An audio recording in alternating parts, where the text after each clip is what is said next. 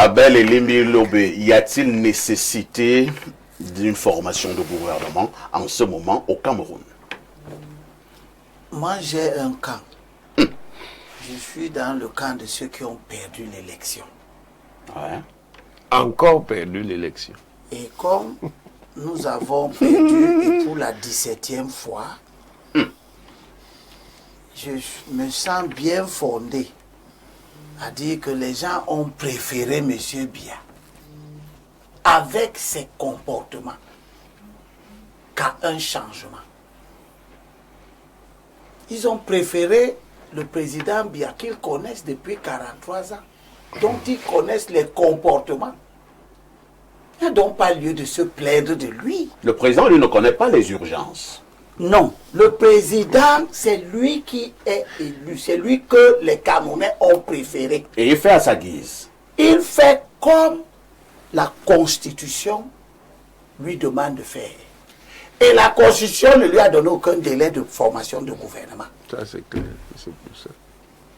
Il faut que nos compatriotes cessent de s'abreuver sur des sources des séditieux, de ceux qui organisent la rébellion, qui entretiennent les esprits pour que les esprits aillent dans tous les sens.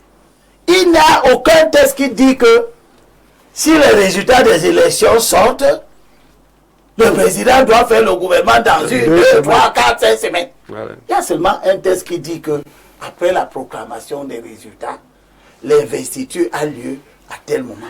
Et qu'il entre en fonction à partir de l'investiture. Et Limbi Lobé, c'est vrai, hein, vous n'apprenez rien à personne. Nous savons très bien qu'aucun texte ne le dit, qu'après une élection présidentielle, on doit passer automatiquement à un remaniement ministériel. Mais lorsque nous étudions également les usages dans presque tous les pays du monde, nous nous rendons compte même au Cameroun, qu'après une élection présidentielle, il y a la formation d'un gouvernement. Oui, au Cameroun. Est-ce que le président vous a dit qu'il n'allait pas former de gouvernement? Mais Il le forme quand? Sur son temps. Et vous n'avez pas le Il va prendre ce temps-là. Et nous n'avons pas, je suis dans le camp de ceux qui disent que si on voulait que ça se fasse autrement, on n'avait qu'à l'enlever. On ne l'a pas enlevé. On sait donc comment il fonctionne. Je ne lui demande rien. Je ne lui demande rien. Ce qu'il fait est bon. C'est ça que les Camerounais ont voulu. Ils n'ont pas à jacasser. Je consacre le procès de Loari, hein. Ce que je veux Lui qui est dire, le RDPC. ce que je veux dire, c'est que nous sommes dans un pays de désordre, d'indiscipline, à telle enseigne que chacun ne reste plus à sa place. Des gens qui n'ont aucune compétence à former le gouvernement publient les gouvernements tous les jours. Tous les jours dans les réseaux sociaux, vous avez la publication des gouvernements. Est-ce que ces gens... Il y a des gens qui ont même contesté le processus électoral. Est-ce que ces gens qui publient ces gouvernements sont-ils un temps soit peu conscients qu'ils sont en train de prendre la place du président, qui n'ont pas le droit de prendre? Comme il n'a plus rien à faire, il publie le gouvernement. Laissez le président tranquille. Il a gagné les élections. Aucune loi ne l'oblige à former le gouvernement dans les délais qui vous plaisent. Ok, c'est compris. Il formera le gouvernement. Il peut même ne pas former de gouvernement. Il y a un gouvernement. Le Cameroun n'est pas sans gouvernement. Vous oubliez quand même qu'il y a eu... Maintenant, je nuance mon propos. Vous oubliez quand même qu'il y a eu des membres du gouvernement qui sont morts en fonction, qui n'ont jamais été remplacés. Vous oubliez qu'il y a eu des gens, des démissionnaires, qui n'ont jamais été remplacés. Bon, le Cameroun est... Mais monsieur Aïssi, les gens viennent d'élire le président avec des ministères sans premier ministre. Ils l'ont élu. Donc c'est bon. Très bien. Je termine en disant que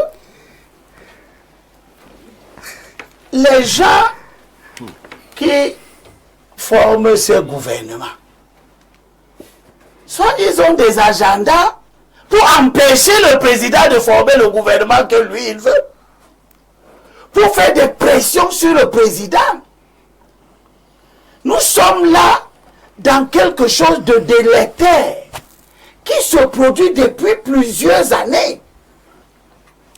Mais l'homme discipliné que je suis, je dis aux uns et aux autres, et surtout à nous qui avons perdu, nous n'avons pas à dire au président, il faut que tu fasses ceci, il faut que tu fasses... Ce n'est pas ceux qui échouent qui disent à celui qui a gagné comment on fait pour gagner. C'est compris. Sam Sévérin Ango, nous avons justement eu ce faux gouvernement que je baptise ce matin le gouvernement des réseaux sociaux. Mais on a eu une autre impression dans l'analyse que c'est un faux gouvernement tout de même, qui a retenu l'attention de plusieurs Camerounais. Est-ce que cela ne nous amène pas à conclure que, effectivement, le peuple, dans sa majorité, a soif d'un gouvernement, d'un nouveau gouvernement? Oui, j'ai également pu découvrir la composition de ce gouvernement, des réseaux sociaux comme vous l'appelez. Mais moi, je vais vous dire très personnellement, je pense qu'il était vraisemblable. Ah bon? Et sans être dans le secret, je crois qu'il y a quelques dysfonctionnements. Au risque de me faire taper dessus, moi, je vais parler la main sur le cœur. Parce que je suis déçu de ce que j'ai entendu avant moi, de la part même d'éminentes personnalités.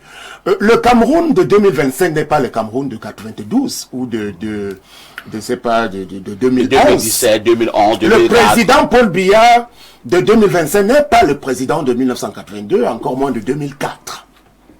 Il faut quand même qu'on soit conscient, peut-être parce que certains restent majoritairement dans leur bureau. Nous sommes sur le terrain, on écoute. Nous sommes dans les taxis, sur les motos, on discute avec tout le monde. Nous sommes en train d'étouffer. Le peuple camerounais étouffe. Le peuple camerounais attend. C'est quand même assez ahurissant d'entendre dire que le président a la latitude de prendre tout son temps. Il n'est pas pressé. Il est maître de l'horloge. Il est libre d'agir ou de ne pas agir. Il est libre de le faire maintenant ou en fin avril 2000. Puisque la Constitution ne le dit pas. Non, la Constitution le dit d'une certaine manière. Je pense qu'un chef de l'État, d'abord, première chose, parce que j'ai bien le sentiment qu'il y en a qui veulent enfoncer l'État camerounais. Et c'est lui qui incarne cet État aujourd'hui. Quand on est élu sur la base d'un ensemble de propositions. Vous avez sollicité les suffrages des Camerounais. Donc dès lors que vous êtes proclamé élu, vous avez obligation, c'est une obligation, de faire ce que la majorité des Camerounais qui vous ont choisi attend. C'est ça la norme, c'est ça le principe, monsieur Elimbi Lobin. Et un président de la République gouverne à travers le gouvernement, si je dois me répéter. C'est à travers la formation d'une équipe gouvernementale. À travers la FIFA. C'est à travers la formation d'une équipe gouvernementale. Vous voyez, il est en train de rigoler. Je ris quand je vois les politiques qui publiques se mettent en place. Qui veut dire essayez de faire de mauvais jeux. Elimbi Lobin, vous êtes dangereux. Vous faites du cas. On n'est pas au quartier. Vous comprenez? C'est justement on est en train de parler de choses. Alors, tu dis à celui qui est élu pour la 8e fois, comment il doit faire? Toi, tu as déjà... Vous avez un comportement de voyou, monsieur Elimbi Lobin. Oui, c'est possible. Vous intervenez dans la parole de quelqu'un. Je respecte le vous me laissez parler. Je ne lui donne aucune intention. Toi qui n'as jamais été élu, qui ne sais pas comment on fait pour être élu, c'est toi qui lui donnes la leçon vous faites pour organiser le mauvais aloi de ses engagements. Vous allez vous taire et je vais continuer. Je peux continuer? Mais monsieur Ango, est-ce que je peux continuer? Je dois d'abord... Est-ce que vous devez vous taire? Je dois vous rappeler... Est-ce que vous avez la parole? Oui, je n'avais pas la parole. Parce que vous n'avez pas le droit à celle de je vous réponds, vous connaissez les droits maintenant. S'il vous plaît. Vous connaissez maintenant les droits. Nous nous calmons. La personne... Vous l'organisateur... Vous n'avez pas la parole. Vous n'avez pas la parole. Elimbi Lobin. Ango reprend la parole. Je suis donc en train de dire que... Je suis Sam Sévérin Ango, militant de base. Vous n'êtes même pas du RDPC. Oui. Président du cercle de soutien à Paul Biya. là là, vous voyez, vous atterrissez au RDPC. Et maintenant, c'est vous qui voulez dire aux gens que le RDPC... Vous êtes un voyou, monsieur. Quand nous voyons comment le RDPC se comporte, vous ne méritez pas de parler à la télé. Vous voulez me dire comment le RDPC se comporte? Alors, nous repartons devant la vous voyez, il a atteint son objectif. Je dois terminer ma parole, monsieur Parfait, ici. Vous ne pouvez pas le laisser maintenant. Qui vous écoute dans le RDPC? Je suis en train de le débat. Ce n'est pas le débat. Vous êtes trop petit. Vous êtes petit.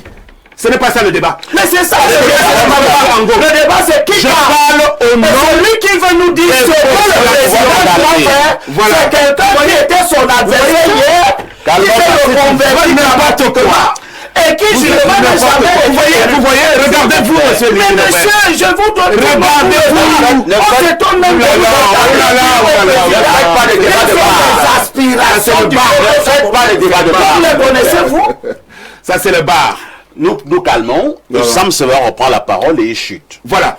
Je vais chuter donc en disant ceci. Les Camerounais, dans leur immense majorité qui ont choisi de voter le candidat Paul Biya, attendent qu'il nous propose une nouvelle équipe de dirigeants.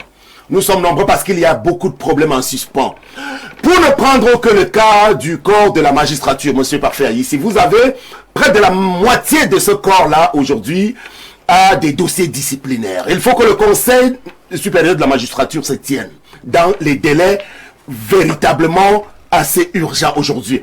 Nous avons des problèmes dans ma région au sud, par exemple. Il y a un gros souci là-bas concernant la route Ebonova comme de Kribi. Le ministre des Travaux publics en poste, M. Nganou Djoumessi Emmanuel, on ne sait pas où il en est avec ce projet. Il y a un ensemble de choses. Les enseignants sont en difficulté dans toutes les catégories aujourd'hui. Vous comprenez? On peut prendre même le domaine du sport tout à l'heure qui nous a retenus dans la première partie. Il faut une nouvelle équipe qui nous permet de savoir où va aller le sport camerounais. Il faut qu'on sache qui est le nouveau dirigeant gouvernemental concernant le sport camerounais. Il faut qu'on sache qui est le nouveau ministre de la Culture, de la Communication dans le domaine qui vous concerne. Il y a beaucoup de problèmes au niveau de la communication. Donc nous attendons qu'on n'attende plus le mois de janvier 2026. Et je crois que le président lui-même, il l'a promis. Il a promis et il est en capacité de le faire. Donc j'interpelle encore ceux qui sont autour de lui, qu'il l'aide à former la bonne équipe. Très bien. Véritablement aujourd'hui, en intégrant les jeunes, les femmes et ceux qui sont compétents prioritairement.